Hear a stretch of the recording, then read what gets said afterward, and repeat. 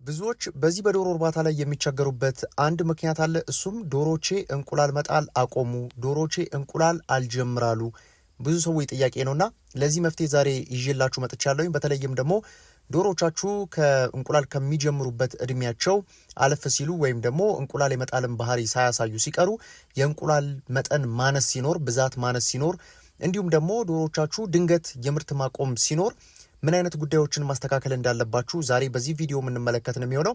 የዚህ ቻናል ቤተሰብ ከሆናችሁ እናመሰግናለን። ያልሆናችሁ ካላችሁ ግን የሰብስክራይብ እና የደውል ምልክቱን እየተጫናችሁ ቤተሰባዊነታችንን እናጠንክር እላችኋለሁኝ።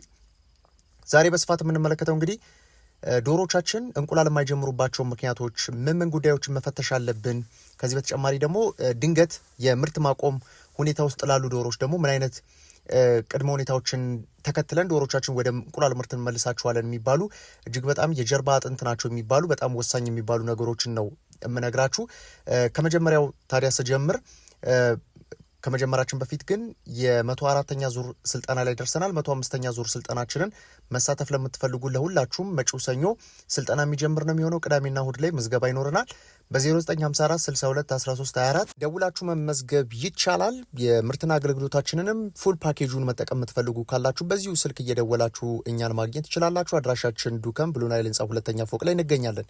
ወደ ዛሬው ርዕስ ስመለስላችሁ እንግዲህ ዋና ዋና የሚባሉ ዶሮቻችን እንቁላል ምርት የሚያቆሙባቸው እንዲሁም ደግሞ የማይጀምሩባቸው ምክንያቶች አሉ።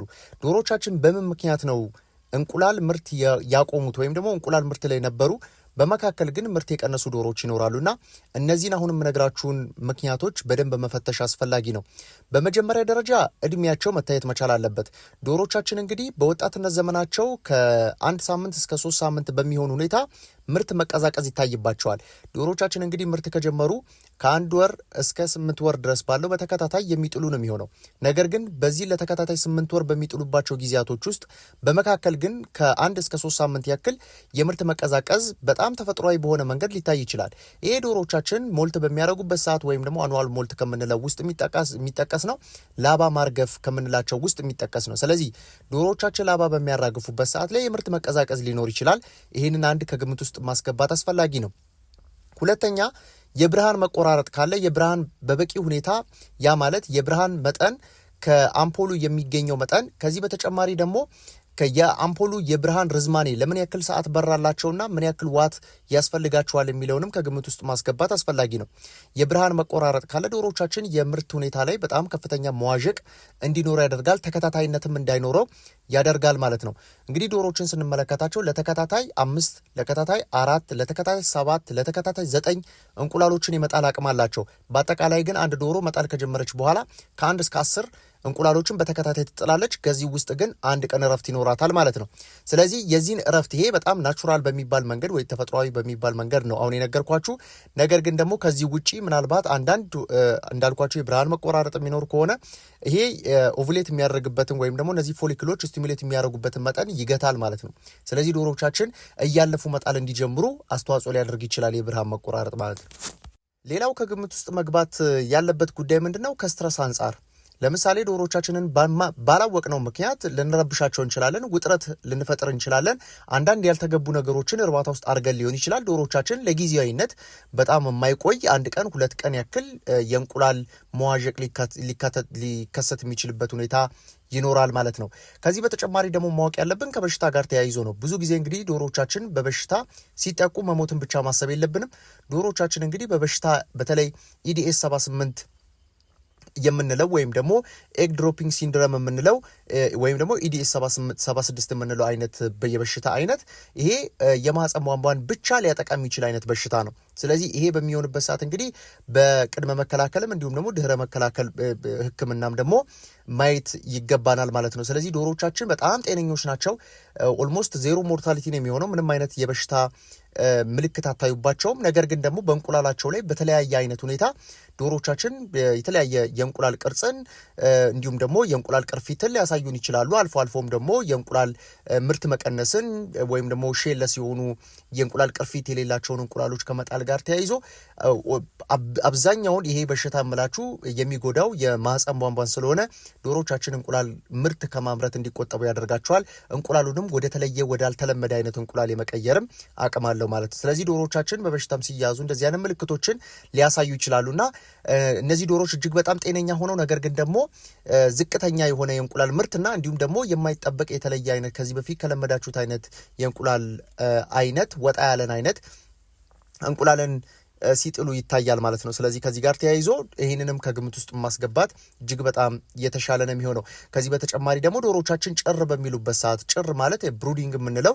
ዶሮቻችን እንግዲህ ጭር በሚሉበት ወይም ቁፍ በሚሉበት ሰዓት ከእንቁላል ምርት ውጪ ይሆናሉ። ይሄ ከማኔጅመንት ጋር ተያይዞ ወይም ደግሞ ከእንቁላል አሰባሰብ ጋር ተያይዞ የሚነሱ ችግሮች ናቸው ይህንን ነገር እንዲፈጠር የሚያደርገውና የእንቁላል አሰባሰባችንና የኔስት ቦክሶች ውስጥ ወይም ደግሞ የእንቁላል መጣያ ሳጥኖች ውስጥ ምን ያክል ዶሮዎች አሉ። ማታ ማታ እንግዲህ ጊዜ ኔስት ይጸዳል። እነዛ ኔስቶች ይጸዳሉ። በሚጸዱበት ሰዓት እንግዲህ ብሮድ ያደረጉ ዶሮዎች እንዳለ ወጥተው ወደ ማግለያ ቦታ ገብተው ሕክምና ተደርጎላቸው እንደገና ወደ መንጋው ይመለሳሉ ማለት ነው። ይህንንም ከግምት ውስጥ ማስገባት እጅግ በጣም አስፈላጊ ነው ማለት ነው። ሁለተኛው ርዕሳችን ደግሞ ከዚሁ ጋር ለመመልከት ሁለተኛው ርዕሳችን ከምን ጋር ይያያዛል? ዶሮቻችን በምን ጉዳይ ወደ እንቁላል ምርት ላይገቡ ይችላሉ የሚለውን ደግሞ ከግምት ውስጥ ማስገባት እጅግ በጣም አስፈላጊ ነው። ዶሮቻችን እንግዲህ ምርት ላይጀምሩ የሚችሉበት ሁኔታ ወይም ደግሞ እድሜያቸው ደርሶ ምርት ላይጀምሩ የሚችሉባቸው አይነት ሁኔታ አለ። እንግዲህ አንድ ከዚሁ ከዶሮ እርባታ አያያዝ ጋር ተያይዞ በተለይ የእንቁላል ጣይ ዶሮዎች አንድ በትልቁ መረዳት ያለብንን እንቁላልና ቄብ ዶሮዎችን ወይም ደግሞ እንቁላልና ዶሮን ስናገናኝ ሁል ጊዜ ወደ አይምሯችን ሊመጣ የሚገባው እድሜ መሰረት አይደለም። ብዙውን ጊዜ ዶሮቻችን በእድሜ እንቁላል ማስጣል የተቀመጠ የሆነ እድሜ ያለ መስመር አለ። ያንን መስመር ሲደርሱ እንቁላል መጣል አለባቸው ብለን እናስባለን። ነገር ግን አርቢው በራሱ አያያዝ እንዲዘገዩ ማድረግ ይችላል። እንዲፈጥሩ ማድረግ የሚችለው በራሱ አያያዝ ነው ማለት ነው። ለዚህ ደግሞ እንደ ዋና ግብአት እንዲሆናችሁ የሰውነት ክብደትን ማየት አስፈላጊ ነው። ዶሮቻችን እንግዲህ የሰውነት ክብደታቸው ከ1290 ግራም በላይ የሆኑ ዶሮች ካሏችሁ ከ1290 ግራም በላይ የሆኑ ዶሮች ካሏችሁ እንቁላል ለመጣል ዝግጁ ናቸው ወይም ደግሞ እንቁላል የመጣል እንቅስቃሴ ውስጥ መግባት ይፈቀድላቸዋል ማለት ነው። ስለዚህ በዋነኝነት ዶሮቻችን እድሜያቸውን ብቻ አይደለም። ብዙ ዶሮ አርቢዎች እንግዲህ ምናልባት እየሰማችሁ ያላችሁ ገና ልጀምሩ የሚያሰባችሁ ትኖራላችሁ፣ ለመጀመርም እንቅስቃሴ ውስጥ ያላችሁ ትኖራላችሁ። ነገር ግን እዚህ ጋር ልብ ማለት ያለባችሁ ዶሮዎች በ5 ወር ይጥላሉ ሲባል እናንተ 5 ወሩን ብቻ እየቆጠራችሁ 5 ወሩ ላይ ሲደርስ እንቁላል የምትፈልጉ ሰዎች ትኖራላችሁና ይሄ ከአሰራሩ ውጪ ነው። ብዙ ጊዜም ደግሞ እንደዚህ አይገጥማችሁም። አንድ ዶሮ አርቢ ዶሮቹን ካስገባ በኋላ ጠቅላላ እድሜያቸው ወይም ደግሞ የ2 ወር ዶሮ ቢገዛ ከነዚህ የ2 ወር ዶሮችን ከ2 ወር ጀምሮ የ2 ወር ዶሮችን ቢገዛ 2 ወር እንክብካቤ ቢያደርግላቸው 4 ወር በድምሩ በ4 ወር እንቁላል ማስጣል ይችላል። እንዲሁም ደግሞ የ2 ወር ዶሮ ገዝቶ 1 ወር ከ18 ቀን 1 ወር ከ20 ቀን እንክብካቤ አድርጎ እንቁላል ማስጣል ይችላል። አንድ ዶሮ አርቢ 3 ወር ያክል እንክብካቤ አድርጎ እንዲሁም ደግሞ የ2 ወር ዶሮችን ገዝቶ በድምሩ 5 ወር ጠብቆ እንቁላል ማስጣል ይችላል። ይሄ ሁሉ የአያያዝ ልዩነት ነው። ዶሮቹ አንድ ናቸው። በተመሳሳይ እድሜ ይወስዳል። በተመሳሳይ ሁኔታ ግን ላይጥሉ ይችላሉ። ይሄ ከአያያዝ ጋር ተያይዞ የሚነሱ ናቸው። አንድ ዶሮ አርቢ እንግዲህ ወደ 14 የሚጠጉ ነጥቦችን ማወቅ ይኖርበታል። ቄብ ዶሮዎችን ሲይዝ ማለት ነው። ቄብ ዶሮዎችን ሲንከባከብ ወደ 14 የሚጠገቡ እጅግ በጣም ለስራ ወሳኝ የሚሆኑ ለወደፊቱም ደግሞ ቄብ ዶሮዎች እንግዲህ የወደፊቱ እንቁላል ጣይ ዶሮዎች ናቸው። እዚህ ጋር ካልተሰራ ስራ እዛ ጋር ሄዶ እንቁላል መጠበቅ አስቸጋሪ ነው የሚሆነው። ስለዚህ ከዚህ ጋር ተያይዞ 14 የሚባሉ እጅግ በጣም ወሳኝ ፖይንቶች አሉ። እነሱም ማወቅ አስፈላጊ ነው። እንግዲህ ብዙ ስልጠናዎች ላይ በደንብ አብራርተን ለሰልጣኞቻችን በማሳሰቢያ ጭምር ነው የምንናገረውና ብዙ ገንዘባችሁን ኢንቨስት አድርጋችሁ መልሳችሁ ደግሞ እነዚህን ጉዳዮች የማይታወቁ ከሆነ ስራችሁ አጣብቂኝ ውስጥ ሊገባ የሚችልበት አይነት ሁኔታ እንዳሰባችሁት ላይሆን እንደ ሳይንሱ ላይሆንላችሁ ይችላልና ከዚህ ጋር ተያይዞ ውጤታማ ልትሆኑ የምትችሉባቸው ሁኔታዎች አሉ። ስለዚህ ዶሮቻችን እድሜያቸውን ቢሞላ እንቁላል ሊጥሉ የማይችሉባቸው አይነት ምክንያቶች አሉ። እሱም ደግሞ ከአያያዝ ጋር ተያይዞ እንዲሁም ደግሞ በዋነኝነት ከፍተኛው ሚና የሚጫወተው የብርሃን መጠንና የሰውነት ክብደት እጅግ በጣም ከፍተኛው ሚና የሚጫወቱ ናቸው። ስለዚህ ዶሮቻችን ያለ እድሜያቸውም እንቁላል ማስጣል እንችላለን፣ እንዲሁም ደግሞ በእድሜያቸውም እንቁላል ማስጣል እንችላለን፣ ከእድሜያቸውም ደግሞ አለፍ ብለን ማስጣል እንችላለን። ይሄ ሁሉም ከአርቢው ጋር የሚያያዝ ነው። አርቢው የሚሰራቸው ስራዎች ናቸው ለእነዚህ ሁሉ ውጤቶች የሚዳርጉት ማለት ነው። ስለዚህ ከዚህ ጋር ተያይዞ ዶሮቻችን እንግዲህ ምርት ከጀመሩም በኋላ ምርት የማቆም አይነት ባህሪ ሊያሳዩ ይችላሉ። እንደገናም ደግሞ እድሜያቸው ደርሶም ላይጥሉ የሚችሉባቸው አይነት ሁኔታዎች አሉ ማለት ነው። ስለዚህ ዶሮቻችንን እንክብካቤ ስናደርግ እነዚህን አይነት ነጥቦች ማየት አስፈላጊ ነው። ቄብ ዶሮዎችን ለመያዝ እነዚህን 14 ነጥቦችን በደንብ በይፋ ለሁላችሁም እንዲደርስ አደርጋለሁኝ። ጥሩ ቪዲዮ ሰርቼ ወደ እናንተ ማቅረብ ነው የሚሆነው። በተለይም ደግሞ ቄብ ዶሮዎች ገዝታችሁ ወደ እንቁላል ጣይ የምትገቡ ብዙዎች አላችሁና ይሄ ነገር በጣም ይጠቅማችኋል። በግዢም ሰዓት ሊሆን ይችላል። እንዲሁም ደግሞ ዶሮዎቹ ከገቡ በኋላ ሊደረግላቸው የሚገቡ እንክብካቤዎች ይኖራሉ። እነዚህን ሁሉ ወደ እናንተ ማድረስ ነው የሚሆነው። በቀጣይ እስክንገናኝ ሰላም።